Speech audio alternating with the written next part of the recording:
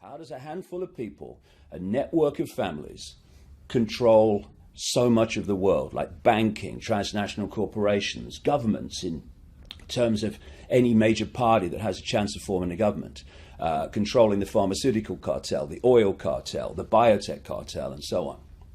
Well, the first point to make is that this conspiracy, which has become a dirty word, he's a conspiracy theorist, as if conspiracies don't exist. I mean, it's unbelievable. Weapons of mass destruction in Iraq wasn't a conspiracy, please. Anyway, the point to make is that this has not been going on for a few years or a few decades, even for a few centuries. I know people find that hard to believe. I haven't done any research or read anything about it, but it's the truth, and it can be supported by the evidence, big time, by very detailed evidence. And thus they have had time to build a global structure, which we have today, that allows the few to control the many in a very simple way once the structure's in position. What they've done is create a secret society and bloodline family version of a transnational corporation. If you take something, for instance, like McDonald's, they'll have a headquarters in America, and in each country they'll have their subsidiaries. And the subsidiaries take their orders and what they do and how they do it from the centrally dictated headquarters.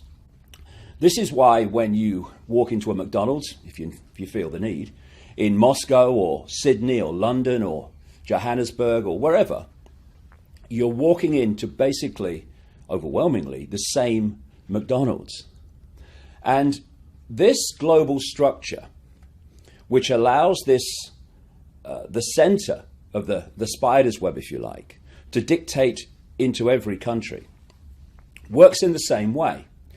You've got the center of the web, what I call the spider, in Europe. It's in places like the City of London, Rome, Germany, France, Belgium. To a certain extent in America, United States, but nothing like to the extent that you would think, given the apparent dominance of America over the world for so long. In so many ways, the center, the spider in Europe, loads the gun, if you like, and gets America to fire it. And so everyone looks to America, big bad America and all the rest of it. And I'm not saying that the government and establishment in America is not that. It bloody well is. But the real power is in Europe, not in the European governments, in the center of this secret society bloodline web. So there's the center, there's the headquarters, there's the spider at operational level. Then in every other country, whether it's South Africa or Johannesburg or Canada or anywhere, you have the subsidiary networks answering to the spider, the headquarters in the center. And these networks in the different countries are, again, bloodline families under different names and their agents and gophers, and a secret society network and web that is there to manipulate them and their agents and gophers into the significant positions of power so that they control that country's government and political system, banking, big business, all the rest of it, media at ownership level. And so the national subsidiary web in each country, just like McDonald's, carries out the policies of the spider at the center. Thus, in the last 21 years, I've been to something like 55 or more countries now researching this and talking about it. And I see the same things being introduced using the same excuses in country after country after country at the same time or around the same time. This is the structure that allows that to happen. Then there's another level, which is that the national network subsidiary also has subsidiaries in the towns, the cities, the regions and the communities. And therefore, they can dictate to the next level down and dictate what happens in cities and communities around the country. And in this structure, it means the spider at the center of the web can, through this structure, manipulate down into local communities in country after country after country.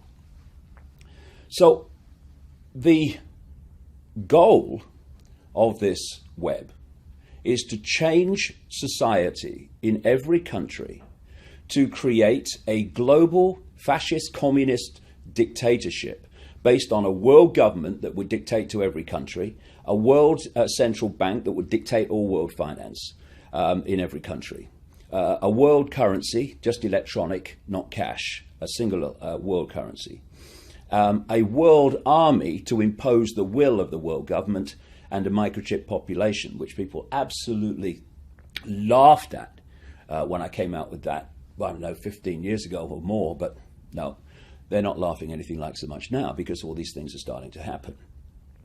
So if we bring this down, this structure down, into a country, and let's take the United States, at the moment, and up to this point, people have been led to believe that there are two parties in America that have any chance of forming a government. One's the Republicans and the other one is the Democrats. Actually, as in every other country, they are not different parties. They are masks on the same face. And whenever they get into power, they are carrying out the will of the spider at the center of the web to constantly follow the agenda that network at the center is dictating.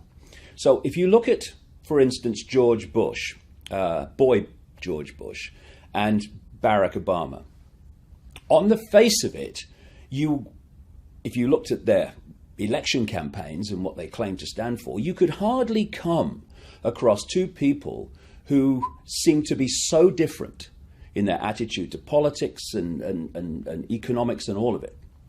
But actually, as we've seen with Obama, and for all his lies and all his mendacity, he has done us a favor in a sense, because he was so extreme in claiming to be different, in claiming to want to bring about change, that the fact that he's been business as usual and then some has really emphasized, more than ever before perhaps, for large numbers of people, that actually there is no difference.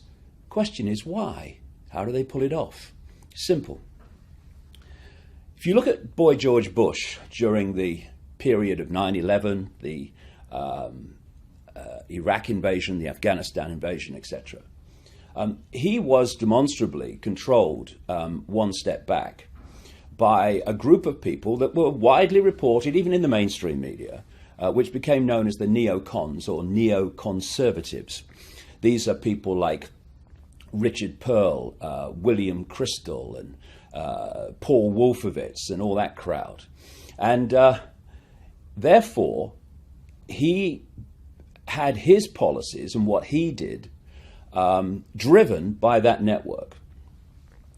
Over on the Democrat side, now Obama, of course, behind him are a group of people, a kind of Democrat mirror of the Democons, who I call, or the neocons, which I call the Democons.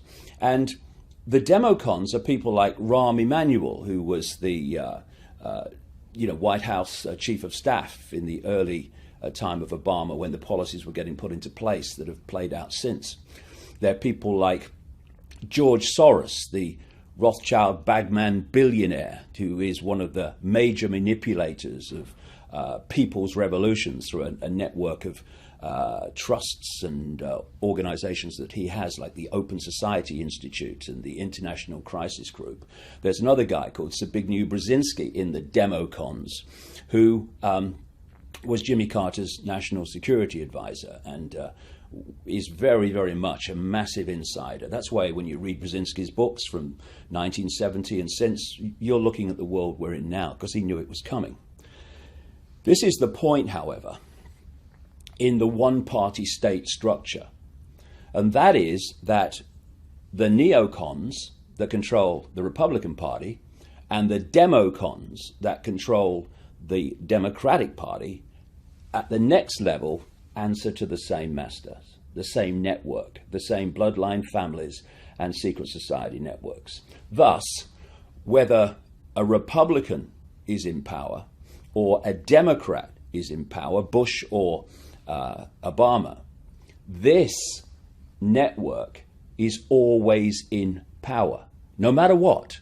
This is why, and I'm describing the American situation here, but I'm describing what happens in every other country, whether it's Britain or France or anywhere.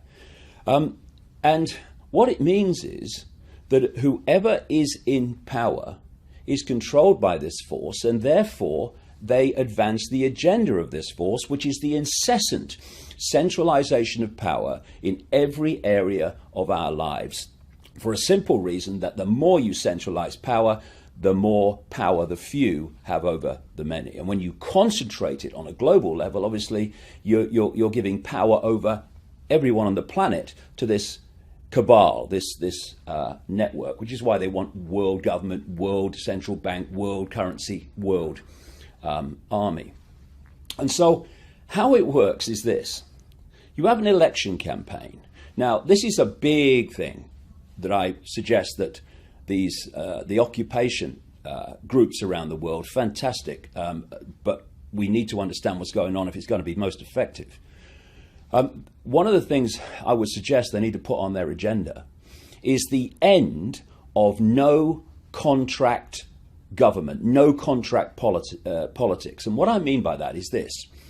What happens at the moment is someone will come along and tell you in an election campaign what they think you want to hear to vote for them. Like Obama, I'm closing Guantanamo, I'm doing this, I'm doing that, none of which has happened because it was never intended, and he knew it wasn't going to happen, but he needs to tell you what you want to hear to vote for him.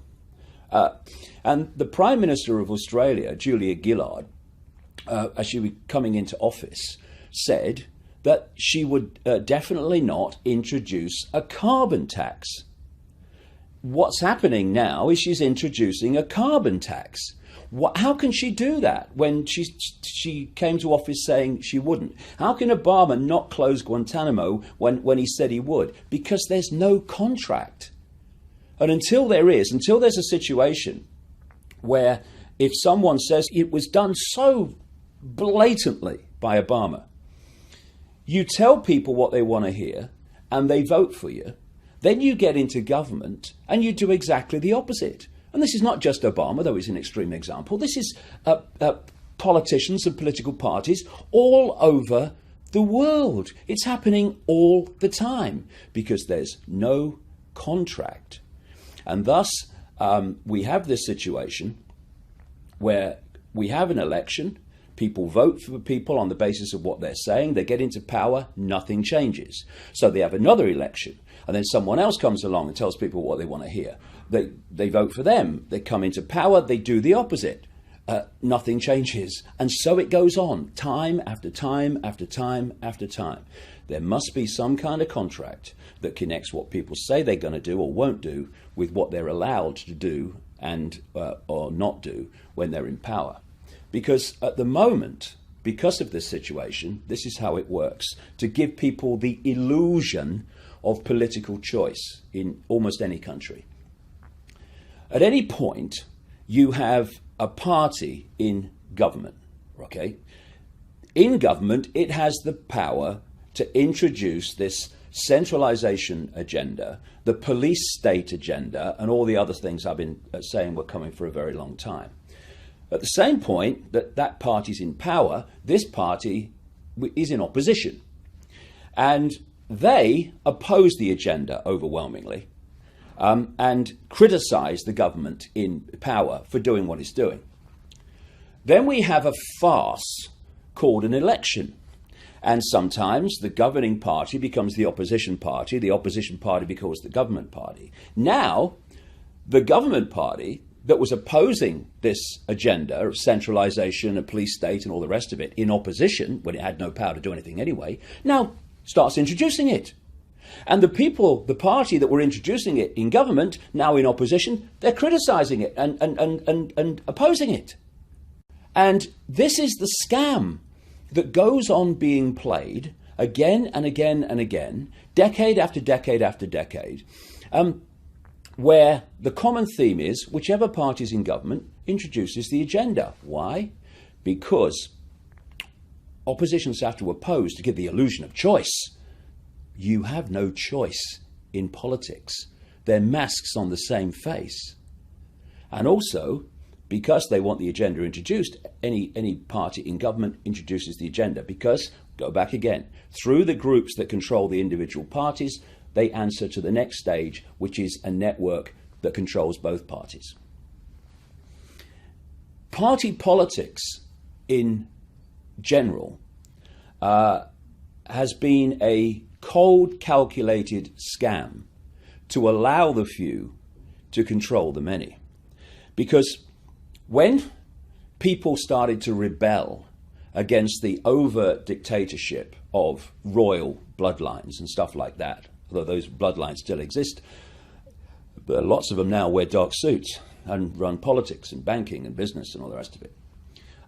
But there was a chance at that point where there was this rebellion against royal dictatorship, where we might have a political system where people voted for individuals on the basis of their character, on the basis of their genuineness, and on the basis of what they genuinely wanted to do for the benefit of people.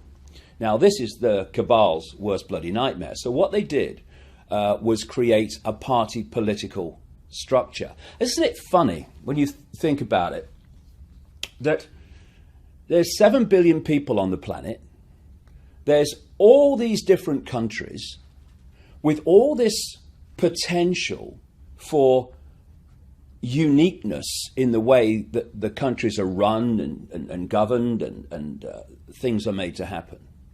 And yet, everywhere you go, you have political parties. Is that the only way we can think about structuring politics? No, it's not. But it's the only way, or the best way, to control politics in every country, because it works like this.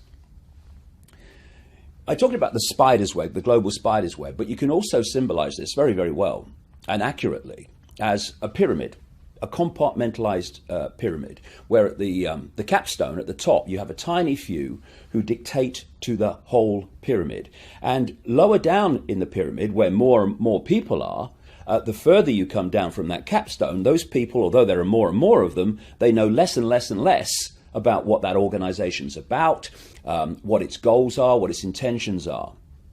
The only people that know how that whole pyramid fits together are the few at the top. And these pyramids mean that within them are large numbers of people in ignorance of the real goal and intention of the organization they're involved in, be it a political party or whatever, or a bank, a university, or whatever, the government. And through compartmentalization of knowledge, you're only allowed to know as much as you need to know to make your contribution. It means that people are making contributions to these sinister pyramids that wish to enslave humanity without having any idea that they're doing so, because they don't know how what they're doing in apparent innocence connects with them and them and them and them, all working in apparent innocence. But when you fit it together, it's anything but innocent. Only the few at the top know that. This is how these pyramids operate. And so, political parties are pyramids, compartmentalized pyramids. And they're run by very, very few people. That's the idea. That's how you control political parties. So if you say you want to run for, you want to be a member of parliament in Britain. To do that, you have to be chosen by the party to represent them at an election. Because if you stand as an independent, very rarely someone might slip through, but it's very rare. If you're not a part of a political party with that structure, that funding, that access to publicity and promotion, you've really basically got no chance. This is how they've stitched up politics. So to get into the political party, to become a politician, you have to pass the interview. To pass the interview, you have to confirm that you will follow party policy And that party policy is decided by the very few at the peak of the party pyramid. So you get through that stage, you stand for Parliament. You then tell people what you think they want to hear, in line with the centrally dictated campaign themes that you're told to promote and to emphasise. And you get elected, and you become a member of Parliament, like a member of Congress or anywhere else around the world. Now, if you are going to progress through that party into the hierarchy that runs it, and if it gets into government, to become part of the government, you have to spend your time voting in Parliament on the basis of what the party hierarchy, the tiny few, are telling you you must vote for or vote against or whatever. Because if you don't, then you are not going to progress in that party. And it's staggering that in what we call democracy, although democracy and freedom are supposed to be interchangeable words, like hell they are, but we have this situation in what's supposed to be a free political system, where we have these whips. And the party whips are there to threaten, cajole, and sometimes bribe members of the party that don't want to vote with the party's diktat in a vote, to do that, to go against their own convictions and what they feel is right, and just go with the party line. And the very fact that whips exist show you that politics is an irrelevance in terms of being people openly voting for and against what they believe in. It's what the party structure believes in that they are voting for and against. Very recently, in Britain, we had a vote, while I've been over in Australia, on having a referendum over the European Union.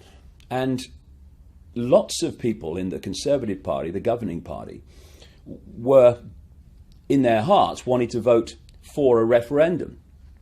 But a lot of them didn't, enough for the government to win the vote, because of the pressure and all the rest of it from the party hierarchy. So thus, the party political system is not, and its very structure from the start has never been about representing the interests of the people. It's about each party representing the interests of the tiny cabal at the top of the party hierarchy, which, let's go back again, then answer ultimately to the same force. This is why when David Cameron came in as Conservative Party Prime Minister of Britain, he's gone against all the stuff that he said he would do, a vast amounts of stuff he said he would do when he was campaigning for office. And he's just become a Tony Blair Mark II, as he were always going to be, because like Blair, he represents the same cabal and thus the same agenda unfolds. So, yeah, what we're seeing is America being systematically destroyed. And people would say then, why would Americans like Obama and the Democratic Party and the Bushes and the Republican Party, why would they systematically destroy America? Because they're not representing America. This is the thing to get over. And it is so important that the Occupy protesters understand this.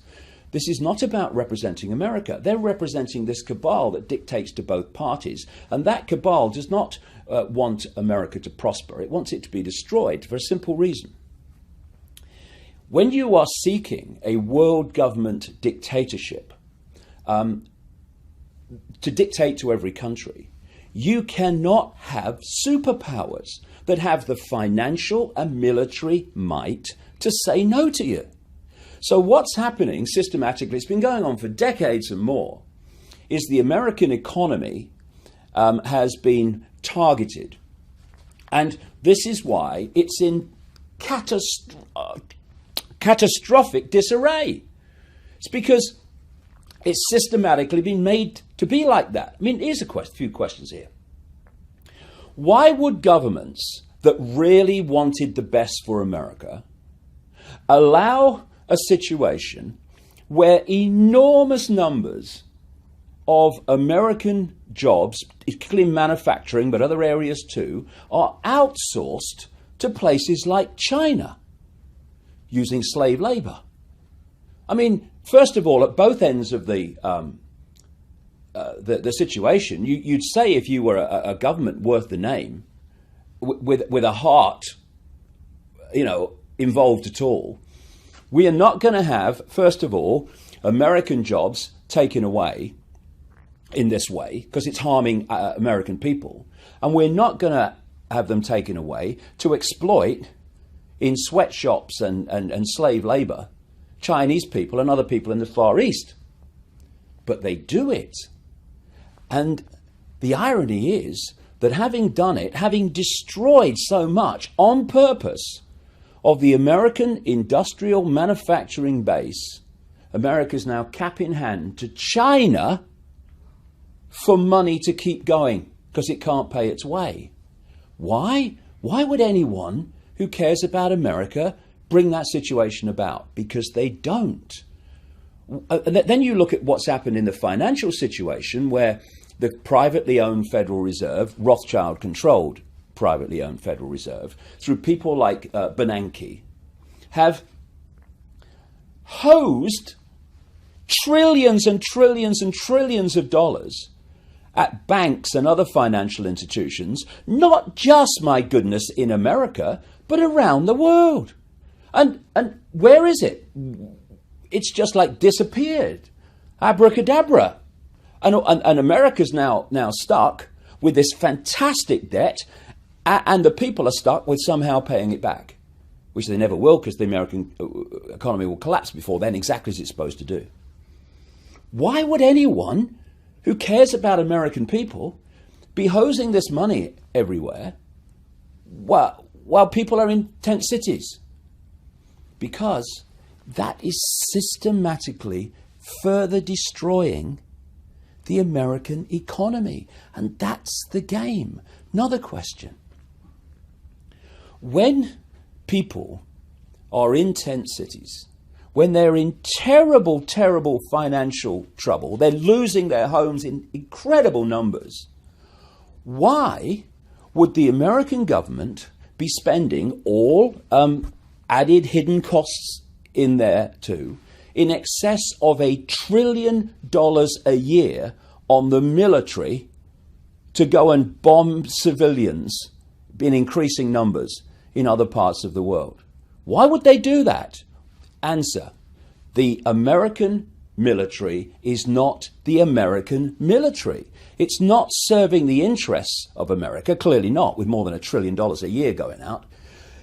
It's the cabal's military, which is controlled through the cabal-controlled American government, no matter which party's in power. That's why Bush goes to war abroad, and then in comes Obama, the so-called peace candidate, and he goes to war abroad in exactly the same way, because they're following the same agenda.